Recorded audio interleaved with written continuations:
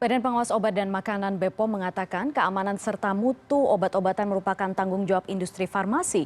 BPOM juga membantah terdapat perubahan bahan baku dalam obat yang dikonsumsi pasien dengan gangguan ginjal akut. Sementara itu Kementerian Kesehatan menyoroti kinerja BPOM dalam pengawasan ini.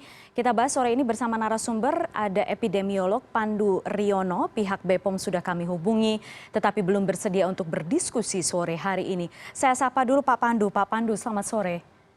Selamat sore Mbak Putri. Pak Pandu, terima kasih atas waktu Anda sore hari ini. Anda keras mengatakan etilen glikol toksik semestinya tidak ada sama sekali dalam obat sirup. Tapi bagaimana ini sebenarnya karena BPOM kemudian memberikan batas amannya?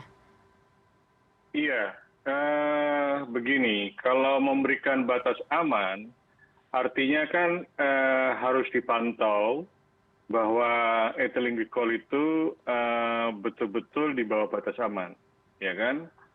Kalau ada, itu kan butuh pemeriksaan laboratorium yang cukup canggih ya, harus dikuantifikasi.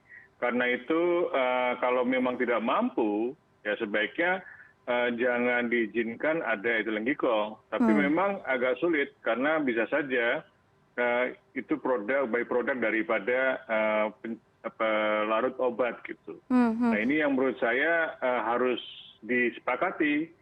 Gitu. Bagaimana cara supaya obat yang beredar itu betul-betul aman, tidak mengandung zat toksik yang etilen glikol tadi. Pak Pandu, kita lihat sekarang sejak kemarin, kemudian Menkes sudah memberikan pernyataan.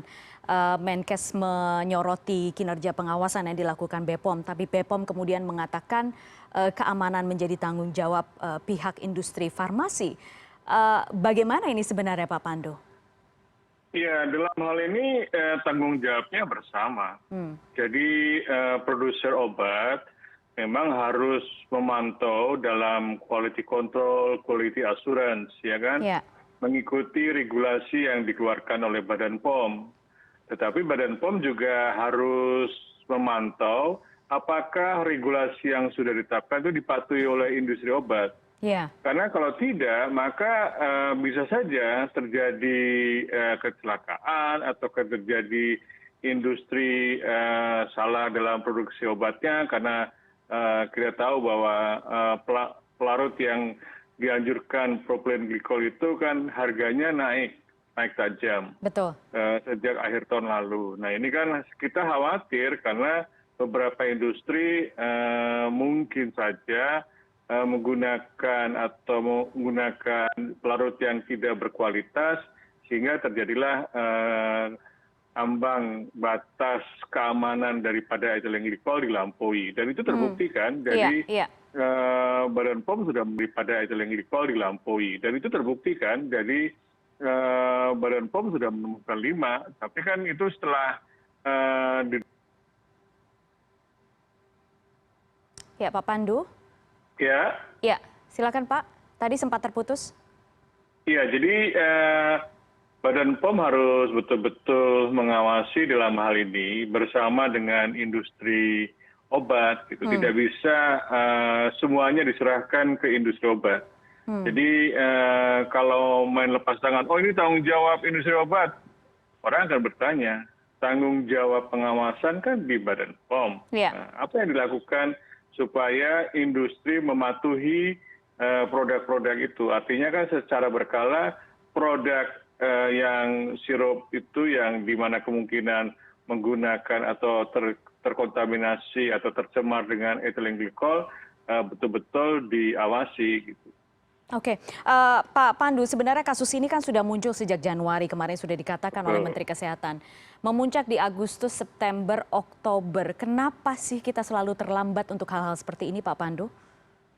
Sebenarnya tidak terlambat ya. Tapi setelah jatuh korban banyak kan? Enggak, waktu itu kita beberapa bulan lalu sudah melakukan evaluasi dan dugaan pertama adalah dugaan karena terkait sama infeksi COVID ya atau infeksi lainnya. Ternyata tidak terbukti dan kasus Gambia itu membuat kita menjadi sadar bahwa ada penyebab lain yang selama ini harus dipikirkan yaitu adalah adanya kemungkinan toksik daripada obat gitu. Dan kemudian dilakukanlah segera pemeriksaan obat dan pemeriksaan orang yang anak yang dengan gangguan ginjal akut. Ternyata ada ethylene glycol, ya kan? Dan ini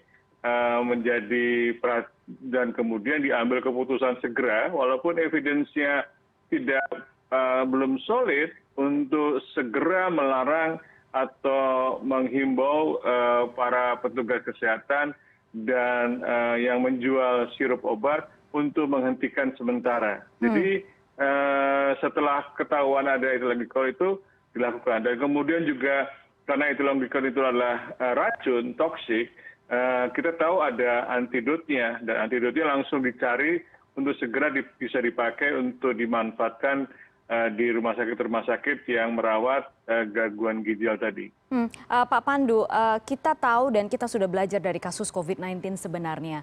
Keterbukaan itu menjadi isu yang sangat penting ketika hal-hal yang berkaitan dengan kesehatan masyarakat muncul di lapangan, entah itu wabah atau yang saat ini terjadi.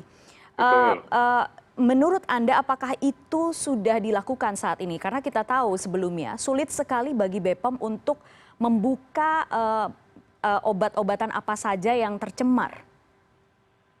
Ya, jadi kalau kita lihat adalah Kementerian Kesehatan berusaha untuk melakukan komunikasi publik, ya. Dan itu harus juga dilakukan oleh Badan POM, ya kan, sebagai penanggung jawab regulator yang mengawasi dan menjamin bahwa obat yang beredar aman. Ya. Ketika kasus Gambia muncul, yang direspon oleh Badan POM itu sungguh mengejutkan menurut saya, yaitu mengatakan bahwa obat yang menyebabkan gangguan ginjal di Gambia itu tidak terdaftar di Indonesia. Itu betul. Tapi sebenarnya jawabannya bukan itu. Jawaban yang harus diberikan adalah bahwa obat yang beredar di Indonesia semuanya aman, tidak mengandung ethylene glycol yang di luar batas aman. Gitu ya. Nah itu kan artinya harusnya itu menunjukkan bahwa Badan POM melakukan pemantauan, pengawasan, dan menyatakan bahwa menjamin gitu kan. Iya, betul. Ya, tapi itu tidak dilakukan, ya kan. Dan ketika terjadi laporan Kemenkes beberapa obat sirup itu waktu dilarang, dan kemudian Badan POM melakukan pemeriksaan kan, mungkin sudah dilakukan beberapa hari sebelumnya dan diumumkan 5 jenis obat di atas batas aman. Tetapi ketika dalam konferensi pers itu dinyatakan statementnya bahwa walaupun 5 obat itu memang di batas aman, tetapi tidak terkait sama gangguan ginjal yang terjadi di Indonesia. Karena Badan POM masih menganggap gangguan ginjal akut itu mungkin disebabkan oleh penyebab lain. Nah ini kan menurut saya ada kontradiktif. Betul. Ya, jadi masih ada mungkin saya agak curiga bahwa kemudian Badan POM tidak melakukan dengan baik gitu. Dan ini komunikasi publik semacam itu merefleksikan bahwa ketidakseriusan di mana ada kasus kematian yang sangat tinggi dan Kementerian Kesehatan sudah menyatakan kemungkinan ethylene glycol, tetapi Badan POM masih menyanggahnya dan itu direfleksikan dalam konferensi pers tadi. Oke, baik. Pak Pandu, kita akan melihat terus bagaimana kasus ini akan berjalan, terutama seperti yang disampaikan oleh Pak Muhadjir. Pak Muhadjir juga memberikan pernyataan keras, ini harus diusut tuntas, terutama untuk meminta pertanggungjawaban mereka yang memang harus betul-betul bertanggung jawab. Pak Pandu Riono, terima kasih banyak sore hari ini sudah bergabung di CNN Indonesia Newsroom. Terima kasih.